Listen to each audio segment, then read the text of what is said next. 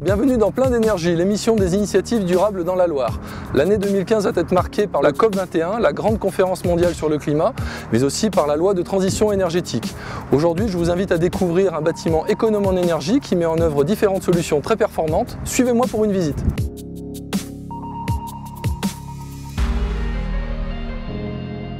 Fabien Jalon, bonjour. Vous êtes l'architecte qui a conçu ce bâtiment ici à Saint-Prix-en-Jarret. La façade tout en bois, avenue Albert Raymond, ne laisse pas le passant indifférent. En quoi ce bâtiment est-il vraiment exceptionnel ?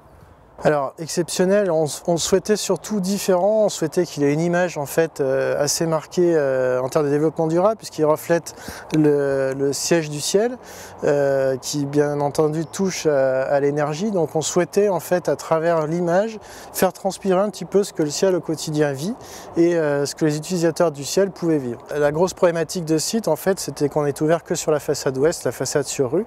Donc il a fallu complètement sculpter l'îlot en termes d'implantation pour pouvoir créer des patios et venir chercher de la lumière naturelle. Le fil conducteur de l'ensemble du projet, c'est la lumière naturelle pour pouvoir gérer des apports calorifiques gratuits en fait en hiver par le soleil et pouvoir capter la lumière naturelle en fait pour pouvoir travailler d'une manière la plus efficace possible et la plus agréable possible. Ça c'est la première étape.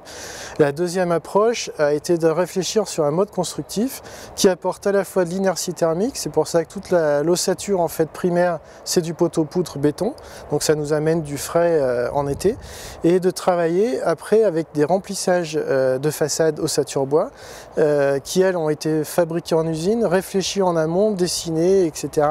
Et même les menuiseries ont été montées en usine, ce qui permet en fait d'avoir une parfaite étanchéité à l'air qui est un des objectifs en fait quand on souhaite viser une norme BBC, bâtiment basse consommation, tel que c'est le cas pour le ciel.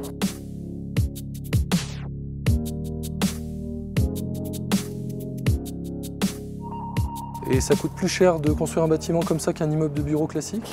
Alors ça coûte le même prix. Aujourd'hui en fait un bâtiment qui est conçu en BBC dès le départ, à peu de choses près, coûte le même prix qu'un bâtiment traditionnel. Il y a eu un certain nombre par contre d'équipements complémentaires qui permettent de suréconomiser en fait l'énergie. Et de ce fait là il est un petit peu plus cher qu'un bâtiment traditionnel. Mais au final en fait dans son entretien et dans sa maintenance au quotidien il sera bien plus efficace. Eh bien, merci beaucoup. C'est moi qui vous remercie. Bien, puisque nous parlons des systèmes, tout de suite à la rencontre d'un technicien pour en savoir plus.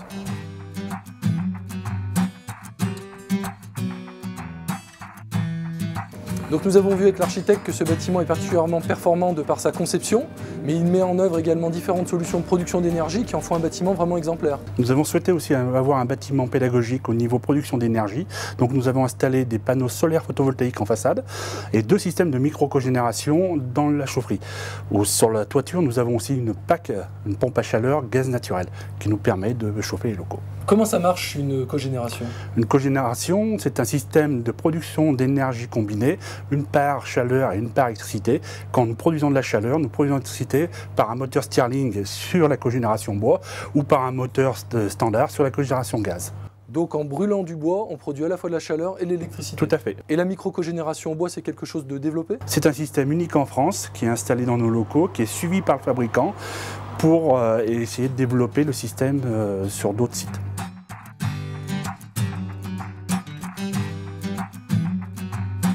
Nous nous trouvons devant une micro-cogénération. Ici, nous avons un moteur type véhicule standard et derrière la génératrice qui nous permet de produire l'électricité. Et nous refroidissons ce moteur par de l'eau qui nous permet de chauffer nos locaux. Très bien. Et alors du coup, ces différents systèmes de chaudière à granulés qui fait de l'électricité et de la chaleur, la chaudière gaz qui fait de l'électricité et de la chaleur, la pompe à chaleur au gaz, les panneaux solaires, comment faites-vous pour tout faire fonctionner de manière harmonieuse ? Nous avons installé un système de gestion technique centralisée que je vous invite à venir voir dans mon bureau. Eh bien, je vous suis.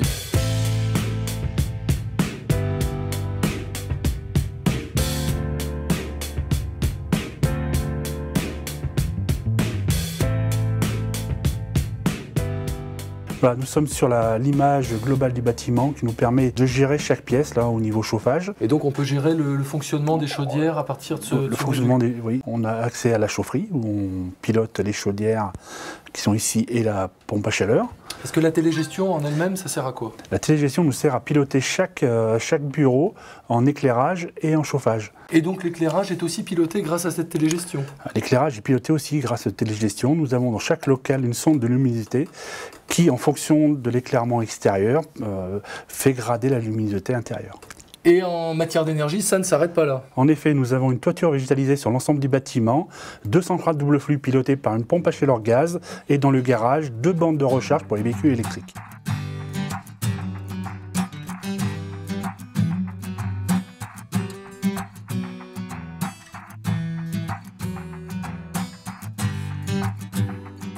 Ce qu'il faut savoir, c'est que 100% de l'éclairage de ce bâtiment est réalisé avec des LED, très économes en énergie et qui permettent une gestion très intelligente de l'éclairage.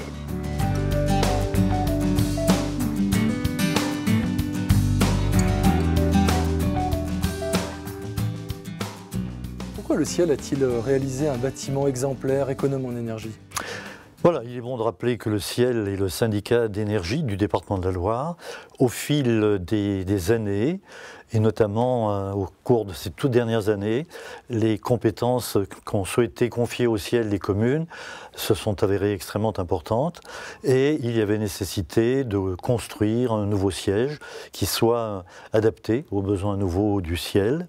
Et puis il se devait, ce bâtiment, d'être exemplaire en matière d'éclairage, d'économie, d'énergie, etc. puisque nous avons le devoir de faire passer un certain nombre de messages importants en direction des Ligériens et des élus de ce département. Et donc le ciel, en matière d'énergie, a une volonté d'informer au maximum les communes ? Absolument. Alors, certes, je vous ai parlé de ce bâtiment, mais nous avons également un service qu'on appelle le SAGE, qui permet de mettre des techniciens au service des communes pour justement prodiguer des conseils pour économiser les énergies dans toutes sortes de domaines relatifs à nos collectivités, communes, communautés de communes et autres. Me voici en toiture du bâtiment, au milieu de la fameuse toundra végétale composée de sédum. Cette émission se termine, je vous dis à bientôt pour un nouveau numéro, et en attendant, restez plein d'énergie.